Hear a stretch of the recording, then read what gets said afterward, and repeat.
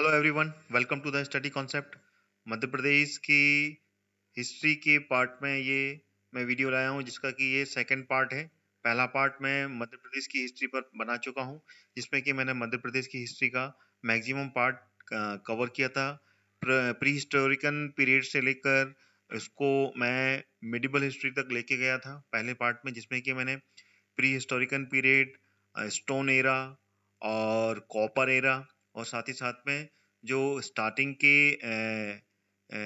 हिस्टोरिकन before Christ के जो period के काल था जिस समय मध्य प्रदेश में जिन जिन डायनेस्टी ने राज किया था उन सभी के बारे में मैंने उसमें जानकारी दी है पहले पार्ट में, जिसमें कि मौर्य वंश, नंद वंश, गुप्त डायनेस्टी, वर्धन डायनेस्टी और कलचुरी डायनेस्टी, इन सभी के बारे में मैंने उसमें पूरा एक्सप्लेन किया है। तो आप उस वीडियो को पूरा देखें कि मध्य प्रदेश में उन सभी डायनेस्टी ने किस तरीके से अपने साम्राज्य को फैलाया और उसके पूरे की पूरी साक्ष्य और अभिलेख के बारे में मैंने उसमें पूरी जानकारी दी है। क्योंकि मध्य प्रदेश के जितने भी एग्जाम्स हैं एमपीपीएससी से लेकर अन्य एग्जाम जिसमें कि हिस्ट्री के बारे में पूरा का पूरा सिलेबस होता है, उन सभी के लिए बहुत ही ज़्यादा हेल्पफुल वीडियो है। तो उस वीडियो को पहले देखें, उसके बाद मैं ये सेकंड पार्ट लेके आया हूँ जिसमें कि मध्य प्रदेश के बाकी का जो वंश थे, डायनेस्टी थी, उन्होंने कहाँ पर राज्य किया, उन सभी के बारे में इसमें जानकारी आपको मिलेगी।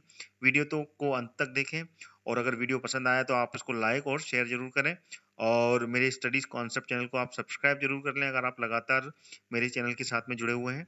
तो चलिए शुरू करते हैं मध्य प्रदेश की हिस्ट्री का ये सेकंड पार्ट, जिसमें कि मैंने मध्य प्रदेश के अन्य वंश जो कि मैंने पहले पार्ट के अलावा इसमें कवर किए हैं। अगला जो डायनेस्टी मैंने इसमें लिया है सेकंड पार्ट में वो है राष्ट्रकूट डायनेस्टी। इनकी जो शुरुआत होती है ये 7th century to 10th century के बीच में है। From 7th century to 10th century Rashtrakuta dynasty has two branches. Rashtrakuta dynasty की दो शाखाएं हुआ करती थी उस समय। First rule over Betul Amravati region and second rule Manyakhet, ठीक है ना। मान्यखेत में सेकंड ब्रांच थी और पहली जो ब्रांच थी वो बैतूल में अमरावती का जो क्षेत्र था वहां पर थी।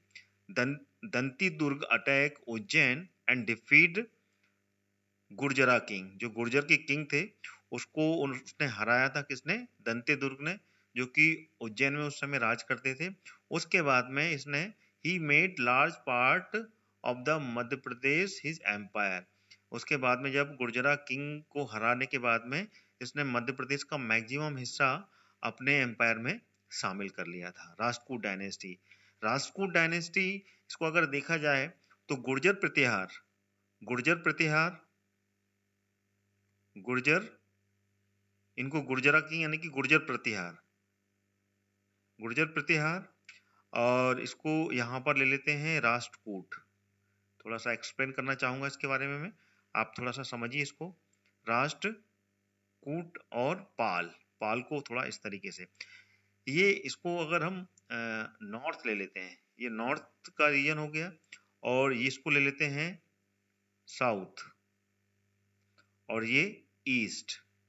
तो कुछ इस तरीके से ये ब्लॉक को अपन पूरे के पूरे भारत में इसको मैपिंग कर सकते हैं।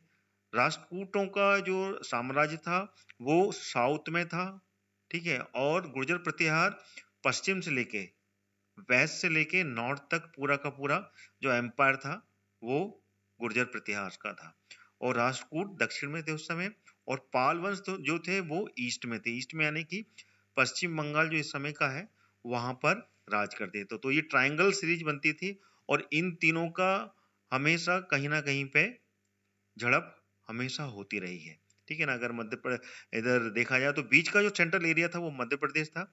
तो यहाँ पर कईयों बार पाल का, गुर्जर प्रतिहार और राष्ट्रकूट का हमेशा युद्ध होते रहे हैं।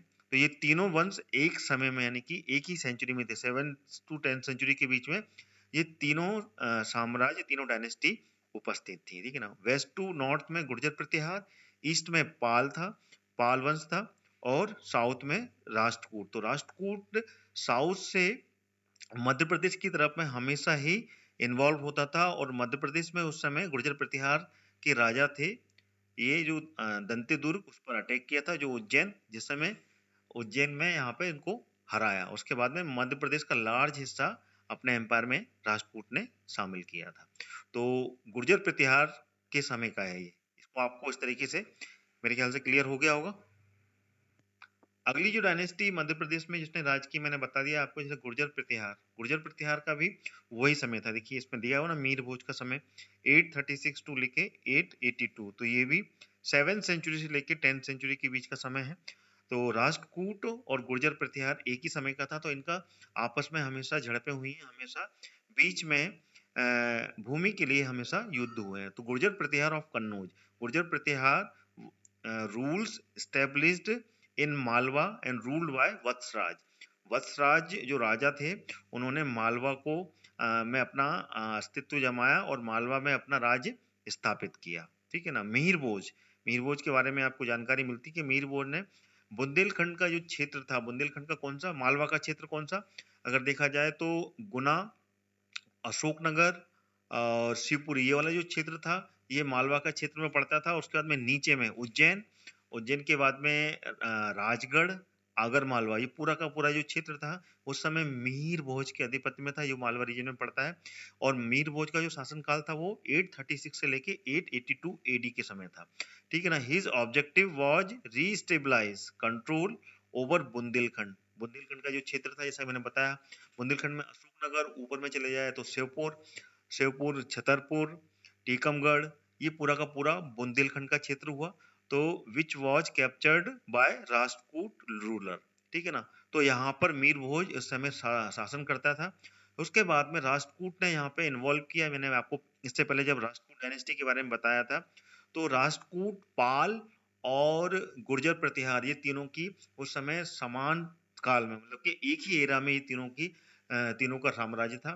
पूर्व में जो था पाल वंश थे, पश्चिम से लेके उत्तर तक पूरा गुर्जर प्रतिहार का शासन चलता था, और नीचे साउथ में राष्ट्रकूट का था। तो राष्ट्रकूट और गुर्जर प्रतिहार में हमेशा झड़पें हुआ करती थी उसमें। तो उसी समय राष्ट्रकूट वंश ने यहाँ पर अपना आधिपत्य जमाया था जब मिहिर भोज का शासन था। अगली डायनेस्टी है परमार डायनेस्टी, जिसने कि मध्य प्रदेश में शासन किया। उपेंद्र और Krishnaraja were the founder of the dynasty. Upendra बोलते थे उसको, या फिर कृष्णराज, जिन्होंने की परमार डायनेस्टी की स्थापना की। Ujjain was the capital. ठीक है ना। उज्जैन पहले कैपिटल थी, which is later shifted to the Dhar Nagari. उसके बाद में इसको धार नगरी में शिफ्ट कर दिया गया था। सबसे पहले जब कृष्णराज ने परमार वंश की स्थापना की थी, उस समय उज्जैन को अपनी राजधानी बनाया था। उसके बाद में इसको शिफ्ट करके धार में शिफ्ट कर दिया था। धार जो कि इस समय इंदौर डिवीजन के अंतर्गत आता है। धार जो जिला है उसी को उस समय धार नगरी कहते थे। तो उसके बाद में उज्जैन से शिफ्ट करके इसको धार को अपनी राजधानी बनाया था। Parmar kingdom was separated till south till Tapti river, but he lost Chandel king Yashovarman. ठीक है ना।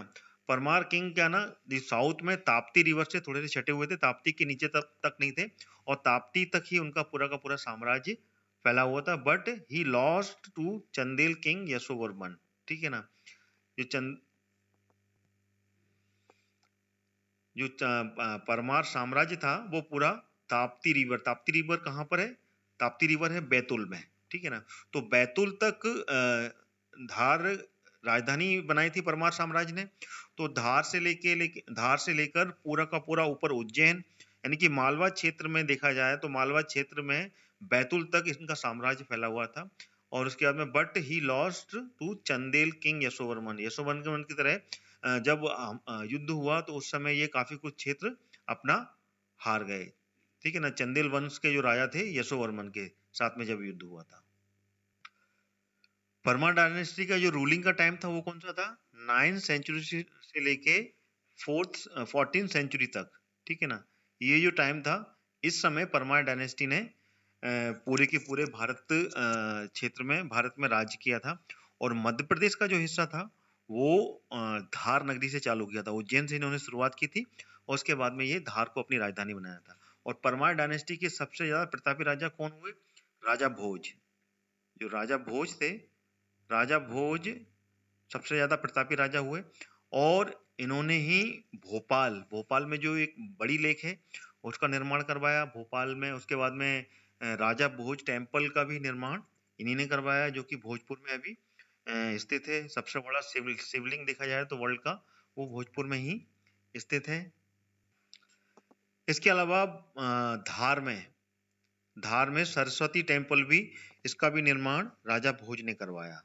सरस्वती जो टेम्पल है, सरस्वती मंदिर, उसका भी निर्माण राजा भोज ने करवाया। तो इस तरीके से राजा भोज ने काफी कुछ क्षेत्र में कला क्षेत्र में काफी कुछ विकास करवाया था। भोपाल में बड़ी लेक बनवाई, भोजपुर में जो भोजपुर का टेम्पल है शिवलिंग, वो उसकी स्थापना करवाई, और धार में सरस्वती टेम्पल, ठीक है ना। और परमार वंश का जो रूलिंग थी वो राजस्थान तक फैली हुई थी, चित्तौड़ तक, तो वहां तक भी इसके साक्ष्य मिलते हैं। इसके साथ साथ जो मालवा क्षेत्र है, मालवा क्षेत्र में इनका शासन समय के बाद में खत्म हो गया था, क्योंकि उस समय चालुक्य वंश के जो राजा थे भीम प्रथम थे, जो कि चालुक्य वंश के थे। इसको आपको समझना होगा, चालुक्य वंश के राजा थे, ठीक है ना। इन्होंने परमार वंश के जो राजा थे, राजा जय सिंह, कौन? राजा जय सिंह थे, ठीक है ना। इनके साथ में इनका युद्ध हुआ, और मालवा क्षेत्र, जो मालवा रीजन था, मालवा रीजन पे में कब्जा कर लिया था भीम प्रथम ने, राजा से जय सिंह को हराकर। इनकी हार हो गई थी उस समय, और उसके बाद में मालवा रीजन इनके हाथ से छूट गया था, और मालवा रीजन को पूरा हथिया लिया था कल चालुक्य वंश के ये, ठीक है ना। उसके बाद में कलचुरी वंश भी आया, तो कलचुरी वंश का भी यहाँ पे काफी समय तक मालवा पर शासन रहा, ठीक है ना। तो लगातार इस तरीके से परमार डायनेस्टी ने शासन किया 9 से लेके 14वीं शताब्दी तक। इसके फाउंडर के बारे में हमेशा याद रखिएगा, फाउंडर उपेंद्र, या फिर इनको कृष्णराज बोलते हैं। इन्होंने 9वीं शताब्दी में उज्जैन में इस परमार वंश की स्थापना की थी। उसके बाद में ये अपनी राजधानी को धार ले गए थे। इतना जरूर आपको याद रखना, ये बहुत ही ज्यादा इंपॉर्टेंट। साथ में राजा भोज के बारे में, राजा भोज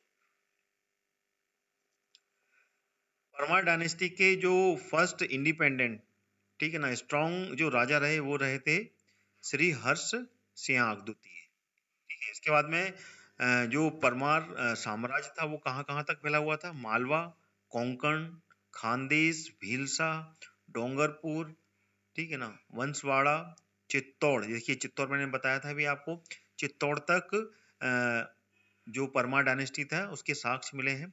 और and Godavari coast area, Godavari यानी कि नीचे अगर देखा जाए तो गोदावरी कोस्ट एरिया यानी कि महाराष्ट्र में नासिक के पास में जो गोदावरी कोस्ट एरिया है, वहां तक परमार डायनेस्टी के साक्ष्य मिले हैं। और परमार डायनेस्टी के मैंने आपको बताया अभी, भोज was also known as the कविराज, ये कविराज के रूप में जाने जाते थे। इन्होंने बहुत सी कविताएं लिखी हैं। ही वॉज वेरी इंटेलिजेंट, बहुत ही ज्यादा वो चतुर और बुद्धि वाले व्यक्ति थे। ही बिल्ड सरस्वती टेम्पल, मैंने आपको बताया धार में सरस्वती टेम्पल का निर्माण करवाया।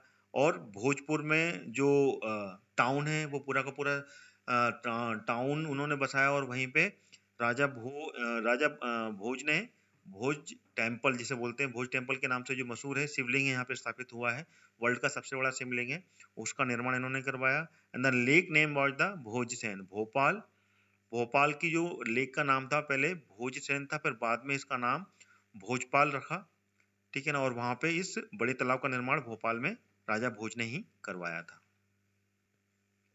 उसके बाद में इस डायनेस्टी का जो पतन हुआ था वो हुआ था दिल्ली सल्तनत के सामने, जब गुलाम वंश आया था। तो गुलाम वंश के जो सुल्तान थे इल्तुतमिश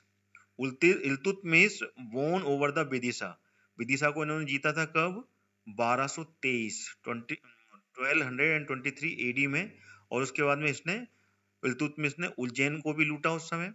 और Mahakal Dev was the last ruler of Parmar dynasty, Mahakal Dev Parmar dynasty के आखिरी शासक रहे, और उन्होंने जो शासन किया था मालवा पे 1305 एडी तक इन्होंने यहाँ पर शासन किया। तो ये आपको याद रखना है, ये इनका आखिरी शासन था 1305 तक। उसके बाद में लगातार दिल्ली सल्तनत में जो बदलाव हुए और नए नए वहाँ पे सुल्तान बने।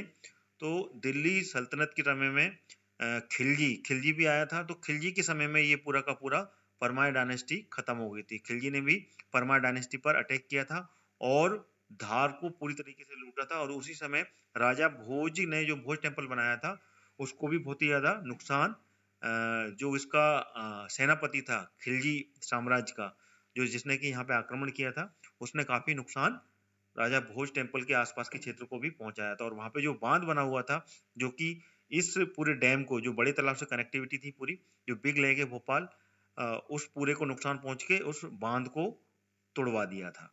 तो ये पूरा की पूरी परमार डायनेस्टी के बारे में इतिहास है, जो कि खिलजी वंश तक, यानी कि खिलजी जो डायनेस्टी है तब तक रही है।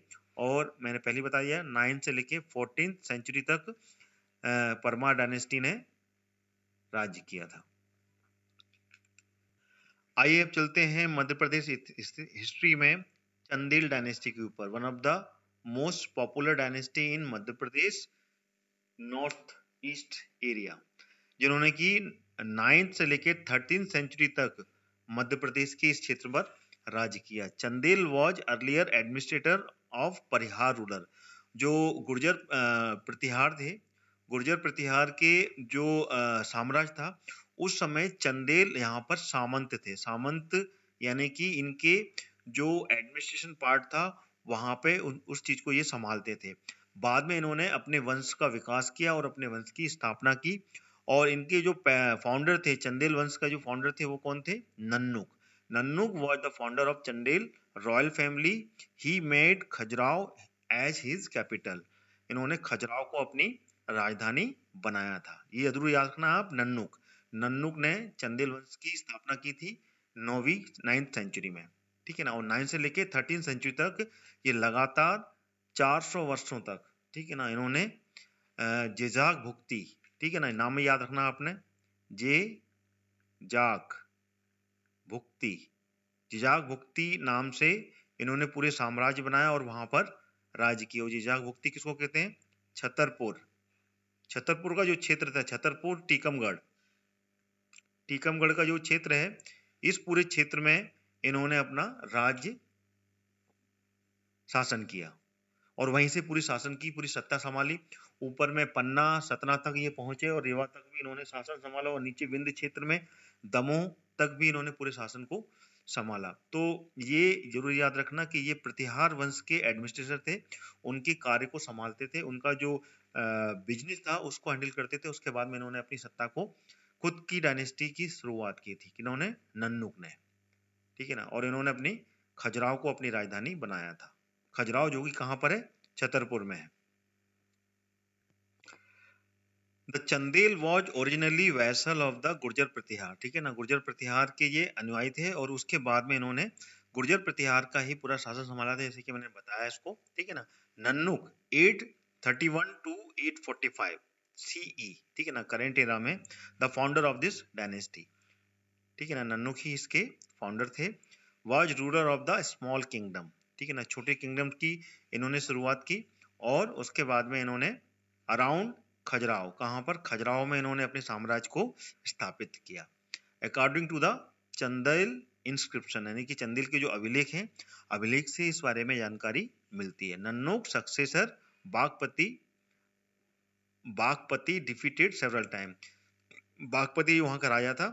उसके बाद में इन्होंने अपनी जिम्मेदारी को आगे बढ़ाया और बागपति के बाद में ये इस गद्दी पर बैठे। बागपति उस समय पहले राज करता था, बागपति को हटाने के बाद में ये इन्होंने अपनी डायनेस्टी की स्थापना की, बागपति के बाद में, ठीक है ना। बागपति पहले यहाँ पर गद्दी पे था, उसके बाद में इन्होंने अपनी खुद की चंदेल डायनेस्टी की शुरुआत की और इन्होंने भी काफी जितने भी वहां के जो शत्रु थे उनको हराया था। अगला पॉइंट जो चंदेल डायनेस्टी का है वो यशोवर्मन के से जुड़ता है। यशोवर्मन जो कि राजा हर्ष थे, हर्षवर्धन, जो कि वर्धन डायनेस्टी के थे, उस समय के उनके ये पुत्र थे यशोवर्मन। तो उस समय जब ये हर्ष के पुत्र यशोवर्मन ने जब राज किया था 925 से लेके 950 एडी के बीच में, उस समय ही चंदेल डायनेस्टी अपनी हाईएस्ट पीक पे थी, ठीक है ना। चंदेल डायनेस्टी बहुत ही ज्यादा हाईएस्ट पीक पे थी और अपने साम्राज्य को आगे बढ़ा रही थी। His kingdom was spread till Ganga and Yamuna, मतलब इनका जो साम्राज्य था वो गंगा और यमुना तक भी फैल गया था। डिफीटिंग कलिंजर, मतलब जब इन्होंने कलिंजर को हराया, ठीक है ना, उसके बाद में इन्होंने अपने साम्राज्य को गंगा और यमुना तक पहुंचा दिया था। इन्होंने चतुर्भुज टेम्पल का भी निर्माण करवाया, ठीक है ना, जो कि डेडिकेटेड है लॉर्ड विष्णु के लिए। लॉर्ड विष्णु के लिए चतुर्भुज टेम्पल का निर्माण कहाँ करवाया है? ये खजुराहो में। ये जरूर याद रखना है आपको। खजुराहो में इन्होंने बहुत सारे मंदिरों का निर्माण करवाया था। कब? 9th सेंचुरी से लेके 11th सेंचुरी के बीच में, ठीक है ना, यानी कि अगर देखा जाए तो 950 से लेके 1050 ईस्वी, हिंदी में बोलते हैं इसको, ईस्वी तक इन्होंने बहुत से मंदिरों का निर्माण खजुराहो में करवाया, जिसमें कि इम्पोर्टेंट टेम्पल चतुर्भुज टेम्पल, जो कि भगवान विष्णु पर के ऊपर बना है ये, जिसको कि और अगला टेम्पल जो है वो है कंदरिया महादेव टेम्पल, ये भी खजुराहो में भी इसका निर्माण हुआ है। साथ में इंस्टॉल, ठीक है ना, एंड इंस्टॉल बैकुंठ आइडल, ठीक है ना, बैकुंठ टेम्पल भी इन्होंने निर्माण करवाया है। Karoj Singh was the last ruler of this dynasty, ठीक है ना, जो कौराज सिंह थे वो चंदेल डायनेस्टी के सबसे आखिरी शासक रहे। तो ये चंदेल डायनेस्टी के बारे में मैंने आपको, मध्य प्रदेश की जो इंपॉर्टेंट डायनेस्टी थी जिसके बारे में क्वेश्चन बनते हैं, ये मैंने आपको समझाया। अब आगे चलते हैं। अगली जो डायनेस्टी है वो है दिल्ली सल्तनत से जुड़ी हुई। दिल्ली सल्तनत का अगर कार्यकाल देखा जाए तो दिल्ली सल्तनत का जो कार्यकाल है, जो समय है, वो है 1206 से लेके 1526 तक, जब तक कि मुगल डायनेस्टी नहीं आई थी, मुगल साम्राज्य की स्थापना नहीं हुई थी। उससे पहले की का जो एरा कहलाता है 1206 से लेके 1526 तक का, ये पूरा का पूरा एरा दिल्ली सल्तनत कहलाता है, ठीक है ना। अगर दिल्ली सल्तनत के बारे में, मध्य प्रदेश से इतिहास के बारे में बात करें तो सबसे पहले मध्य प्रदेश में इल्तुतमिश ने कदम रखा था। इल्तुतमिश जो कि कुतुबुद्दीन ऐबक का दामाद था। कुतुबुद्दीन ऐबक जो कि मोहम्मद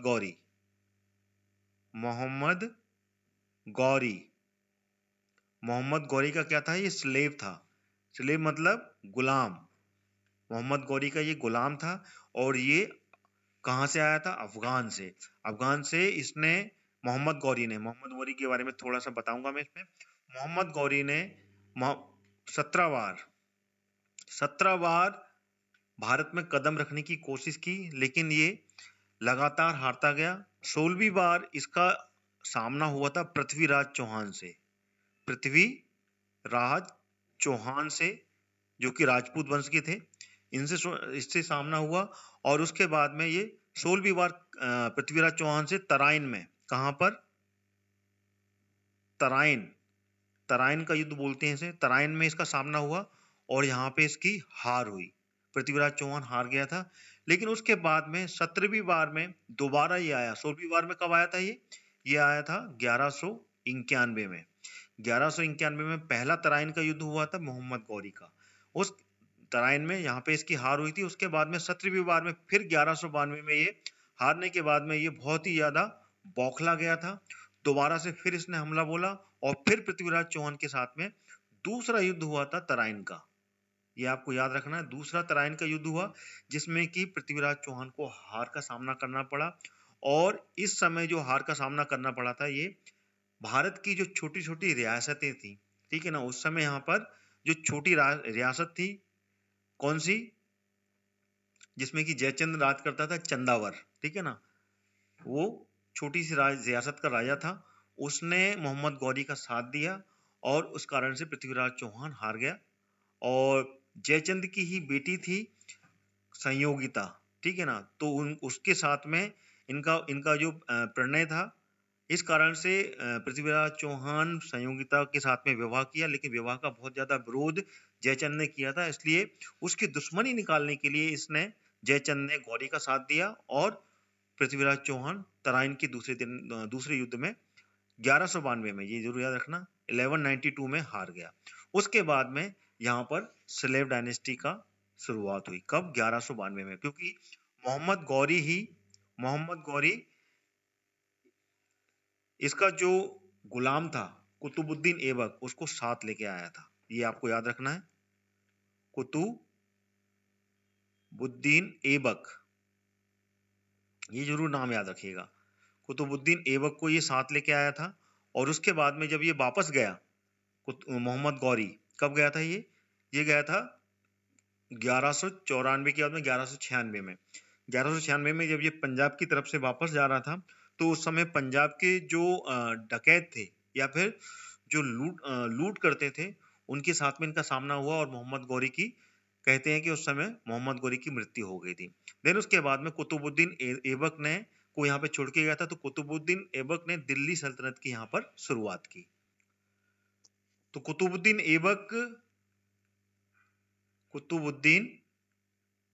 ऐबक लिख देते हैं यहाँ पर।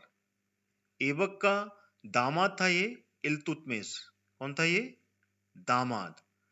कुतुबुद्दीन ऐबक की ने अपनी बेटी को का विवाह किया था इल्तुतमिश से। इल्तुतमिश इसका दामाद था। तो इल्तुतमिश ने सबसे पहले यहाँ पर ग्वालियर फोर्ट को जीता था। कब? 1231 एडी में, ठीक है ना। और इल्तुतमिश के ही समय में धार में भी हमला किया था और धार को भी उसने काफी कुछ नुकसान पहुंचाया था परमार डायनेस्टी को। तो उसके बारे में मैंने इससे पहले आपको बताया। तो इल्तुतमिश के समय में इसने सलेब डायनेस्टी ने मध्य प्रदेश के ग्वालियर फोर्ट पर अटैक किया और 1231 में उसको जीता था। अब आगे चलते हैं खिलजी डायनेस्टी में। सलेब डायनेस्टी जो थी वो खत्म हुई, उसके बाद में खिलजी डायनेस्टी की शुरुआत हुई दिल्ली सल्तनत में। दिल्ली सल्तनत में बहुत सी डायनेस्टी आई। सबसे पहली शुरुआत की थी सलेब डायनेस्टी ने। सलेब मतलब कि दास वंश, हिंदी में अगर किसी बोला जाए तो दास वंश की शुरुआत की थी, जिसको कि सलेब डायनेस्टी बोलते हैं, ठीक है ना, कुतुबुद्दीन ऐबक ने। और कुतुबुद्दीन ऐबक के बाद में फिर इल्तुतमिश आया। इल्तुतमिश के बाद में फिर बलबन आया, बलबन, ठीक है ना, इसको भी आपको याद रखना है। फिर उसके बाद में फिर खिलजी वंश की शुरुआत हुई थी। ये हुई थी 1290 में। 1290 से लेके 1320 तक खिलजी डायनेस्टी ने दिल्ली सल्तनत पर राज किया। जलालुद्दीन अटैक मांडू, जलालुद्दीन जो है इसने मांडू पर अटैक किया और मांडू को इसने लूटा, ठीक है। उसके बाद में he gone back to the Delhi in 1295 AD, come back to the Gwalior and hunting and build the rest house for the visitor, ठीक है ना। जो यहाँ पे घूमने फिरने वाले आते थे, जो उनके मेहमान आते थे, उनके लिए यहाँ पर रेस्ट हाउस का निर्माण करवाया था। कहाँ? ग्वालियर में। ग्वालियर को भी इसने जीता था 1295 में। और जलालुद्दीन खिलजी ही खिलजी डायनेस्टी का संस्थापक था, ठीक है ना। जलालुद्दीन खिलजी ने ही खिलजी डायनेस्टी की स्थापना की थी 1290 में। ये भी आपको याद रखना है। और इसने ही सबसे पहले मांडू पर आक्रमण किया और उसको मांडू को लूटा, ठीक है। और मांडू को कब लूटा था? ये मांडू को लूटा था 1290 से लेके 1296 के बीच में। ये जानकारी मिलती है इतिहास से। इस बीच में मांडू पर अटैक किया और मांडू को लूटा। उसके बाद में फिर 1295 में इसने ग्वालियर में भी इसमें लूट की थी और ग्वालियर में लूट के उसके बाद में उस पर कब्जा किया और वहां पर एक रेस्ट हाउस का निर्माण करवाया। इन 1305 एडी में अलाउद्दीन खिलजी सेंट मुल्तान सूबेदार, ठीक है ना। मुल्तान का जो सूबेदार था, उसके बाद में फिर अलाउद्दीन खिलजी आया जो कि जलालुद्दीन खिलजी का कजिन, मतलब कजिन था। कजिन बोले तो जलालुद्दीन खिलजी उसका चाचा था, ठीक है ना। थोड़ा सा बोलने में कंफ्यूजन हुआ। जलालुद्दीन खिलजी अलाउद्दीन खिलजी का चाचा था और अलाउद्दीन खिलजी ने जलालुद्दीन खिलजी की हत्या की थी। हत्या करने के बाद में उसकी बेटी से उसने विवाह किया, ठीक है ना। विवाह किया, उसके बाद में ये जलालुद्दीन खिलजी का ये दामाद बन गया था, ठीक है ना। उसके बाद में ये गद्दी पर बैठा जलालुद्दीन खिलजी की हत्या करने के बाद में, और ये शासक बना दिल्ली का। और उसने मुल्तान का जो सूबेदार था, कौन? एनी-उल मलिक, ठीक है ना। एनी-उल मलिक जो कि मालवा पे जिसने अटैक किया, मालवा क्षेत्र पर अटैक किया। और उसने माखनलाल देव जो कि मालवा का किंग था उस समय का, ये माखनलाल देव जो कि मालवा का किंग था और ये परमार डायनेस्टी का था, ये आपको याद रखना है। ठीक है ना। परमार डायनेस्टी का ये आखिरी राजा था, इसको खत्म किया और उसके बाद में इसी ने, खिलजी वंश ने ही परमार डायनेस्टी का अंत किया था। परमार डायनेस्टी इसके बाद में खत्म हो गई थी, आखिरी राजा रहा ये। उसको खत्म करने के बाद में उसने यहाँ पर कब्जा जमा लिया था मालवा पर, ठीक है ना। And his son and capture Ujjain, ठीक है ना। उसके बेटे को भी खत्म किया था, माखनलाल देव के, और माखनलाल को भी, दोनों को खत्म करने के बाद में इसने उज्जैन पर कब्जा जमाया था। उसका जो सूबेदार था, इस सूबेदार का जरूर नाम याद रखना, इसको मैं हाईलाइट कर देता हूँ अलग कलर से। क्या नाम था? अनिउल मलिक, ऐनुल मलिक बोल सकते हैं इसको। तो ये उसका नाम था और इसने परमार डायनेस्टी का अंत किया, जो कि खिलजी डायनेस्टी में अलाउद्दीन खिलजी का एक सूबेदार था, ठीक है ना। धार नगरी एंड चंदेर नगरी, इस पे भी इसने कब्जा किया बाद में। धार नगरी यानी कि मैंने बताया आपको, परमार डायनेस्टी को खत्म करने के लिए धार में भी कब्जा किया। उसके बाद में चंदेरी पे भी इसने आक्रमण किया। चंदेरी पे उस समय किसका राज था? गुर्जर प्रतिहार का, गुर्जर प्रतिहार का शासन था। वहां पे भी इसने आक्रमण कर उसको भी अपने कब्जे में ले लिया। ही अपॉइंटेड अलुन मलिक मुल्तान सूबेदार एंड ऑफ मालवा, ठीक है ना। इसने, अलाउद्दीन खिलजी ने इसको जो कि क्या नाम था, अलाउन मलिक मुल्तानी, इसको मालवा का भी सूबेदार बना दिया था उसके बाद में। अगली डायनेस्टी ने जो राज किया था वो था तुगलक डायनेस्टी, ठीक है ना। तुगलक डायनेस्टी ये भी दिल्ली सल्तनत का ही हिस्सा है, दिल्ली सल्तनत के समय की ये डायनेस्टी है और उसने भी मध्य प्रदेश पर राज किया। और ये जो तुगलक डायनेस्टी आई, ये खिलजी के बाद में आई। खिलजी डायनेस्टी की अंत हुआ था 1320 में। 1320 के बाद में, 1320 से लेकर 1414 तक तुगलक डायनेस्टी रही। उसके बाद में तुगलक डायनेस्टी के बाद में फिर सैयद डायनेस्टी ने भी मध्य प्रदेश में राज किया, जो कि 1414 से लेकर 1450 एडी तक दिल्ली सल्तनत पर इसने राज किया। ये बहुत ही इंपॉर्टेंट एरा है, इसको आपको ऐसे याद रखना है, ये कभी भी पूछे जा सकते हैं, ठीक है। तो इसमें क्या, large part of the MP, Vindhya Pradesh, Malwa and Bundelkhand were under Tughlaq. जिस समय मध्य प्रदेश में इन्होंने राज किया, तो मध्य प्रदेश का बहुत बड़ा हिस्सा, विंध्य प्रदेश यानी कि जो नॉर्थ ईस्ट क्षेत्र है, मालवा यानी कि वेस्ट क्षेत्र, जो मालवा क्षेत्र जिसमें कि धार, उज्जैन, देवास, सीहोर, इंदौर, ये सब है, तो इन सभी क्षेत्र को मालवा कहते थे। और विंध्य क्षेत्र में अपना छतरपुर, टीकमगढ़, रीवा, पन्ना, सतना, दमोह, तो ये पूरा का पूरा बुंदेलखंड का क्षेत्र कहलाता था। और ठीक है, ये विंध्य क्षेत्र कहलाता था। और बुंदेलखंड का क्षेत्र अपना ऊपर का क्षेत्र मान के चलो, टीकमगढ़ जो क्षेत्र है ना, विंध्य क्षेत्र में नीचे वाला हिस्सा होता था, सतना, रीवा और पन्ना। और बुंदेलखंड में अपना छतरपुर, टीकमगढ़, दतिया, अशोकनगर, तो ये सब बुंदेलखंड में क्षेत्र में आते थे। तो इन सभी क्षेत्र पर तुगलक डायनेस्टी ने राज किया। वैन नरसिम्हा विकम है ग्वालियर रूलर, जिस समय नरसिम्हा ग्वालियर का राजा बना, उस समय Delhi influence over the part of to reduce, ठीक है ना। उसने दिल्ली के जो तुगलक डायनेस्टी ने, इसने यहाँ पर आक्रमण किया और नरसिम्हा के जो यहाँ पर पावर था, इन्फ्लुएंस था, उसको कम किया। ही अटैक मालवा, मालवा पे भी अटैक किया विद मुजफ्फर शाह, जो कि गुजरात का रूलर था मुजफ्फर शाह, उसके साथ मिलकर मालवा पर इसने आक्रमण किया। फॉर दिस ही वॉज इम्प्रिज्ड, ठीक है ना। उसके बाद में इसको कैद कर लिया गया। एंड आफ्टर मिटनी इन मालवा, मालवा को कब्जा करने के बाद में इसने मुजफ्फर शाह को भी यहाँ पर वो कर लिया था, कैद में कर लिया था। मुजफ्फर शाह सेंट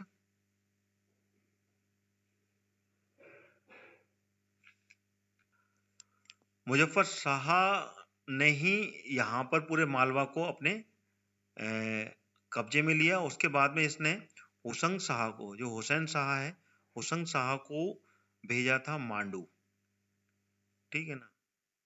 और उसने हुसैन शाह ने मांडू को अपनी राजधानी बनाया, यानी कि तुगलक के समय में मांडू को अपनी राजधानी नियुक्त किया था हुसंग शाह ने। फिरोज तुगलक, जो फिरोज तुगलक था, फिरोज तुगलक के बारे में, तुगलक, फिरोज तुगलक के बारे में, जो कि 1351 से लेके 1389 तक का के बारे में जानकारी मिलती है। मध्य प्रदेश में इसने शासन किया था। और इसके बारे में जो दुलनीपुर का जो अभिलेख है, दुलनीपुर जो कि सागर में है, ठीक है ना, सागर में, उस अभिलेख से इसके बारे में जानकारी मिलती है कि यहाँ पर तुगलक डायनेस्टी ने राज किया था। तुगलक में मोहम्मद बिन तुगलक भी मध्य प्रदेश में राज शासन किया। उसके बाद में फिरोज तुगलक ने भी यहाँ पर शासन किया। ठीक है।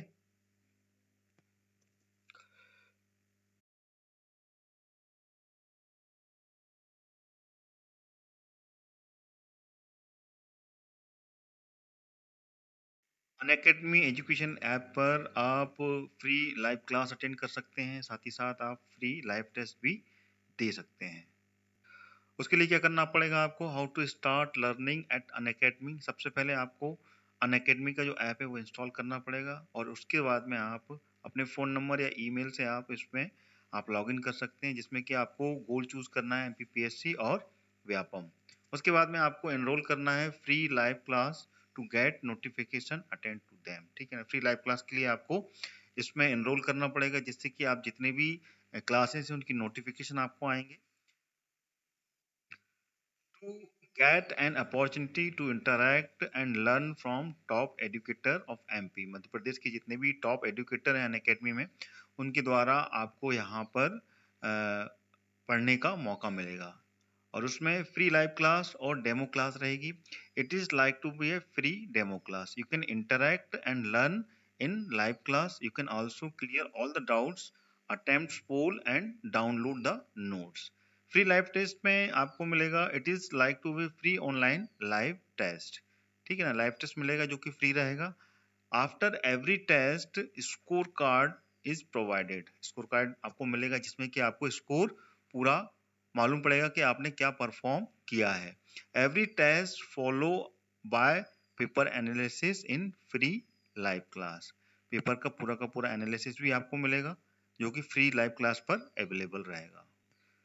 फ्री लाइव क्लास और डेमो क्लास के जो फीचर्स हैं उसमें, जैसे कि बताया है, इसमें डाउट क्लियर होंगे, साथ ही साथ में आप जो ऑप्शंस होंगे उसमें ए बी सी इस तरीके से आप अपने पोल अटेम्प्ट करेंगे लाइव क्लास में। साथ ही साथ में यहाँ पर आपको पीडीएफ भी अवेलेबल होगी।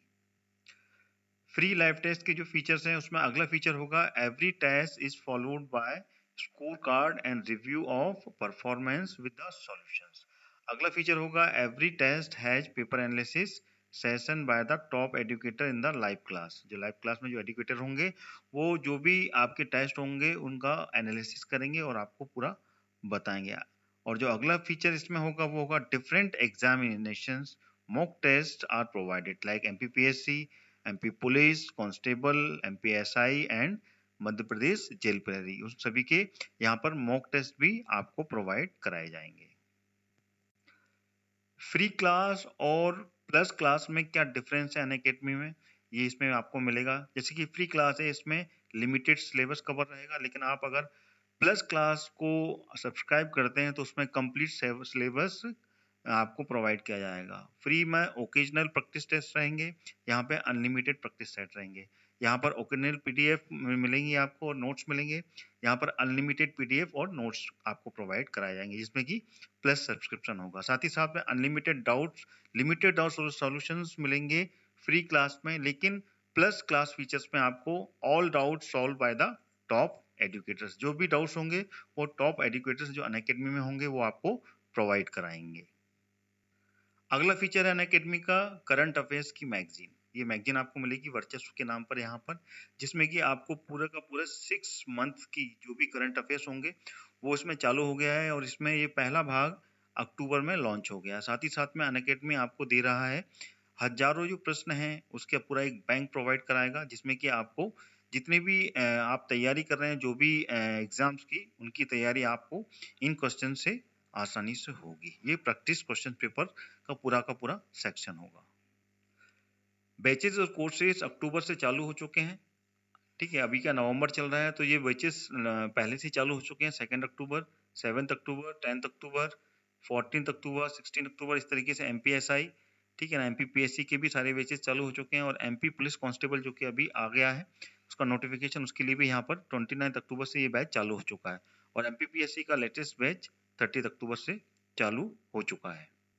इसी तरीके से रनिंग बैच अभी चल रहे हैं, जैसे कि अभी लेटेस्ट बैच जो चालू होगा वो 17 नवंबर से MPPSC मेंस के लिए, ठीक है ना, जो मेंस GS1 है उसका पेपर के लिए चालू होने वाला है। तो आप ये सारे के सारे कोर्सेज ज्वाइन कर सकते हैं अनअकैडमी में। कोर्स ज्वाइन करने के लिए आपको जो एडमिशन फीस है और प्लस सब्सक्रिप्शन के लिए आपको करना क्या होगा, सबसे पहले तो आपको जो कोर्स ज्वाइन करना है उसका मंथली या 3 मंथ, 6 मंथ, 12 मंथ या 24 मंथ का ये सब्सक्रिप्शन की फी चार्ट है।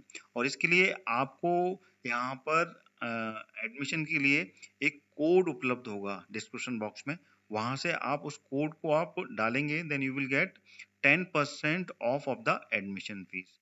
वो आपको इस वीडियो के नीचे डिस्क्रिप्शन बॉक्स में मिल जाएगा, वो रेफरल कोड, उसको डाल के आप अपने जो भी कोर्सेज लेंगे उसमें 10% का डिस्काउंट यहाँ से आपको सीधे मिलेगा। तो ये है पूरा अनअकैडमी का कंप्लीट जो चार्ट है, इसके द्वारा आप सारे एग्जाम्स की तैयारी कर सकते हैं।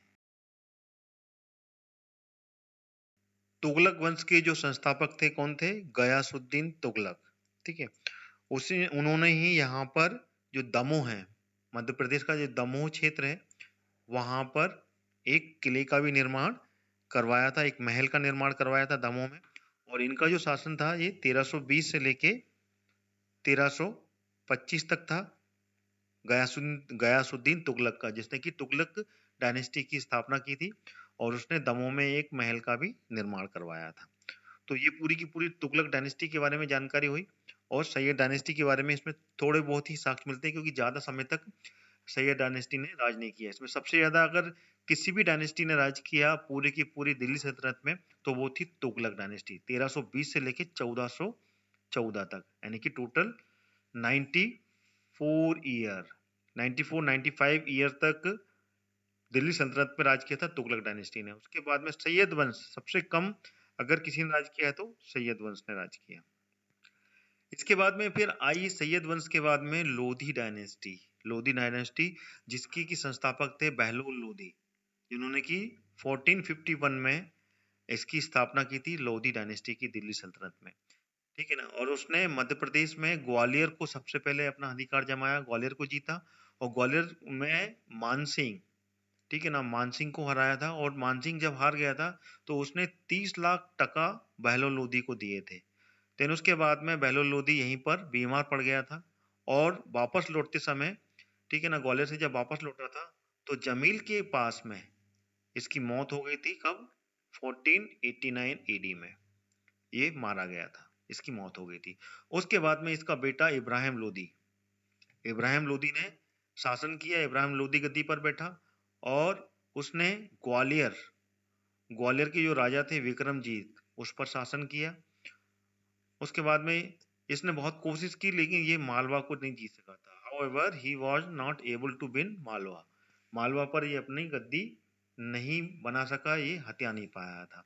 तो ये सब मध्य प्रदेश की लोधी डायनेस्टी और इन सभी के बारे में मैंने आपको इसमें जानकारी दी। अगला पार्ट रहेगा तीसरा पार्ट, जिसमें कि मैं आपको मुगल एम्पायर, मराठा एरा और ब्रिटिश रूल, यानी कि 1526 से लेके 1947 के बीच में मध्य प्रदेश में जो घटनाएं घटी हिस्ट्री में, उसके बारे में जानकारी आपको तीसरे पार्ट में दूंगा। क्योंकि छोटे छोटे पार्ट बनाएंगे तो इजीली आप उसको समय देंगे और उसमें पूरा की पूरा फोकस कर पाएंगे। तो अगले पार्ट को अभी आप जरूर देखें, जिसमें कि मैं तीसरा पार्ट बनाऊंगा, मुगल एम्पायर, मराठा एरा और ब्रिटिश रूल, इसके बारे में पूरी जानकारी उस वीडियो में रहेगी। लगातार मेरे स्टडी कॉन्सेप्ट चैनल को जो विद्यार्थी देख रहे हैं वो मेरे इस चैनल को सब्सक्राइब कर लें ऑल नोटिफिकेशन के साथ में। वीडियो अगर अच्छा लगता है तो आप इसको शेयर और लाइक जरूर करें। और मध्य प्रदेश की जितने भी एग्जाम्स हैं उन सभी एग्जाम्स में मेरे इन वीडियो से बिल्कुल आपको हेल्प मिलेगी। लगातार जुड़े रहें। अगला वीडियो तीसरा पार्ट इसके बाद में आएगा, इसको देखने के लिए मेरे चैनल के साथ में आप जुड़े रहें। जो कि 1526 से लेकर 1547 के बीच में जो भी हिस्ट्री की घटनाएं घटी इसमें, उसमें ये तीसरा पार्ट होगा। तो तब तक के लिए जय हिंद, जय भारत।